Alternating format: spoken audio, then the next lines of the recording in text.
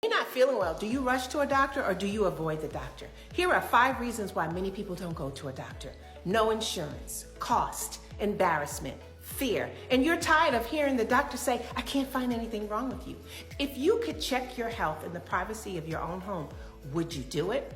If you said yes, then I have a solution for you. Now you can order an at-home health test kit from my sponsor, Letsgetchecked. Now this company is helping people every day to manage their health better and identify issues sooner than later. For women and men's health, they have testing for thyroid, liver, kidneys, colon, cholesterol, diabetes. And for women, there's female hormones that they're checking. And for men, they're checking testosterone and prostate testing. They're testing for vitamin deficiencies. They even have testing for STDs. Now, they use the world's best accredited labs, and they have a team of physicians to review your results. They also have a care team available 24/7 to help with treatment options and medication. So what are you waiting for? That pain on your side is not going to just go away.